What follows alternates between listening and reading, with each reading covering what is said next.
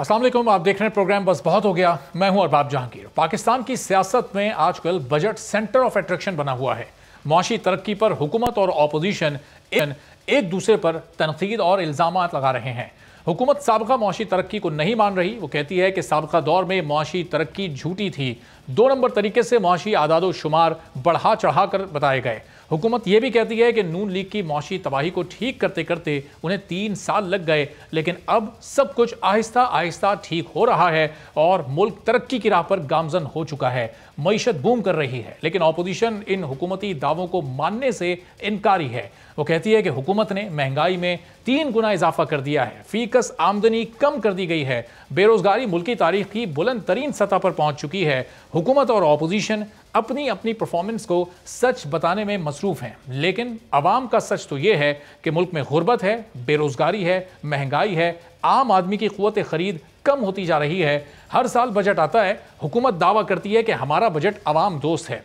अब जरा गुज़िश्ता चंद सालों के बजट की चंद बेसिक सी चीज़ों पर नज़र डाल लेते हैं जिसका बराह रास्त अवाम से ताल्लुक होता है। रोटी कपड़ा और मकान का नारा लगाने वाली, खुद को गरीब आवाम की पार्टी कहलाने वाली पीपल्स पार्टी ने 2008 में हुकूमत संभाली, अपना पहला बजट पेश किया, वफाकी मुलाजमीन की तनख्वाहों और पेंशन में 20% इजाफा किया।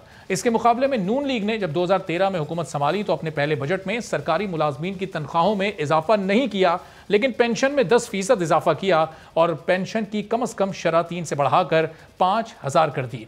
तहरीक इंसाफ की हुकूमत आई, 2019 में उन्होंने अपना पहला बजट पेश किया, सरकारी मुलाजमीन की तनख्वाहों में 10% इजाफा किया और मजदूर की कम से कम तनख्वाह और उजरत 17,500 रुपए कर दी गई। 2009 में पीपल्स पार्टी ने अपने दूसरे बजट में ग्रेड 1 से ग्रेड 16 तक के सरकारी मुलाजमीन की तनख्वाहों में फिर 20% इजाफा किया। इसके मुकाबले में नून लीग ने 2014 में अपने दूसरे बजट में सरकारी मुलाजमीन की तनख्वाहों में 10% इजाफा किया और कम से कम पेंशन 5 से बढ़ाकर 6,000 कर दी, जबकि तहरीक इंसाफ ने अपने दूसरे बजट में तनख्वाहों में कोई इजाफा नहीं किया। फिर पीपल्स पार्टी ने 2010 में अपना तीसरा बजट पेश किया और उसमें कोई नया टैक्स नहीं लगाया गया। वुज़रा की तनख्वाहों में कमी की गई, सरकारी मुलाजमीन की तनख्वाहों में इजाफा किया गया, जबकि नून लीग ने अपने तीसरे बजट में सरकारी मुलाजमीन की तनख्वाह और पेंशन में 7.5% इजाफा किया। फिर पीपल्स पार्टी के चौथे बजट में तमाम सरकारी मुलाजमीन की तनख्वाहों में एक बार फिर 15% इजाफा किया गया। नून लीग ने अपने चौथे बजट में कम से कम उजरत 13,000 माहाना से बढ़ाकर 14,000 रुपए कर दी। सरकारी मुलाजमीन को सन 2013 और 2014 में मिलने वाले एडहॉक अलाउंस को बुनियादी तनख्वाह का हिस्सा बनाया गया। सरकारी मुलाजमीन को नई बुनियादी तनख्वाह पर मजीद 10% एडहॉक अलाउंस देने का ऐलान किया गया। पेंशन में 10% इजाफा किया गया, जबकि 85 साल से जायद उम्र के पेंशनर्स की पेंशन में 25% इजाफा हुआ।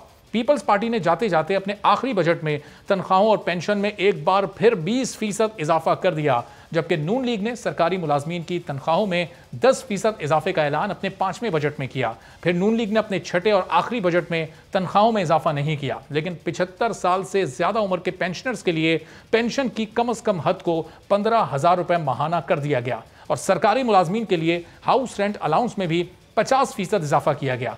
तो पाकिस्तान की तीनों बड़ी जमातों के अदवार में महंगाई की बात करें तो पीपल्स पार्टी के 5 साल दौर में अशियाई ज़रूरिया की कीमतों में 3 गुना इजाफा हुआ। 2008 में जो आटा 12 रुपए फी किलो मिल रहा था, पीपल्स पार्टी की हुकूमत जब अपने 5 साल पूरे करके जा रही थी तो उस आटे की कीमत 12 रुपए फी किलो से बढ़कर 45 रुपए फी किलो तक पहुंच गई थी, जो तकरीबन 350% इजाफा है। पेट्रोल ने फी लीटर कीमत उसने भी सेंचुरी मुकम्मल कर ली और पीपल्स पार्टी के दौर में यह सब हुआ, जबकि जब 2008 में पीपल्स पार्टी ने हुकूमत संभाली थी तो उस वक्त पेट्रोल की कीमत 55 रुपए फी लीटर थी और पीपल्स पार्टी हुकूमत ने जाते जाते पेट्रोल को भी 100 रुपए से ज्यादा का कर दिया था। नून लीग की हुकूमत आई तो फिगर्स ये बताते हैं कि आवाम को थोड़ा रिलीफ मिला था और 2013 में महंगाई की शरह 7.75% थी, जो 2018 में नून लीग की हुकूमत के इख्तिताम के वक्त कम होकर 3.77% पर आ गई थी। अब पाकिस्तान तहरीक इंसाफ 3 साल से हुकूमत में है और उसके दौर में महंगाई की यही शरह बढ़कर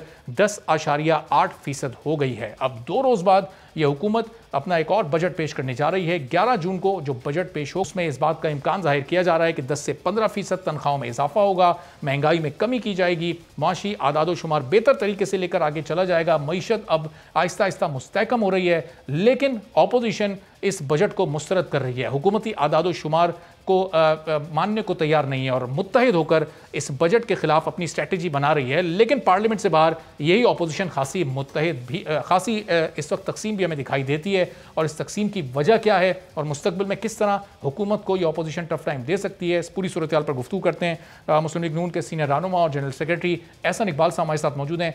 एहसन साहब, बहुत शुक्रिया प्रोग्राम के लिए आपने वक्त निकाला। कल बिलावल साहब कह रहे थे आप कागजी ओहदेदार हैं, अपोजिशन की जो तकसीम नज़र आ रही है, ये तलखी ये इतनी शिद्दत पर कैसे पहुंच गई? 3 रोज़ पहले कायरा साहब मौजूद थे प्रोग्राम में, उन्होंने बताया कि बस आप और शाहिद खाकान साहब ये चाहते हैं कि किसी तरह सियासी कत्लेआम कर दिया जाए पीपल्स पार्टी का। कल चौधरी मंजूर साहब मेरे साथ प्रोग्राम में मौजूद थे, वो बता रहे थे कि आप लोग PMLN के लंदन के सियासी टारगेट किलर हैं और आपको छोड़ दिया गया है पीपल्स पार्टी पर। इस तरह की बातें हो रही हैं तो आप लोग कैसे इत्तेहाद बना पाएंगे? कल तो बिलावल भुट्टो साहब खुद टारगेट किलिंग कर रहे थे, उसमें हमारे टारगेट किलर होने का तो सवाल ही नहीं है। लेकिन अफसोस की बात है कि जो पीपल्स पार्टी का तर्ज अमल है, पहले इन्होंने PDM को जब हम PTI के D के अंदर गोल करने चले गए तो टाइम आउट ले लिया और वो पूरी जद्दोजहद और तहरीक जिसको 6-8 महीने से हमने बर्पा किया था उसे कॉम्प्रोमाइज़ किया।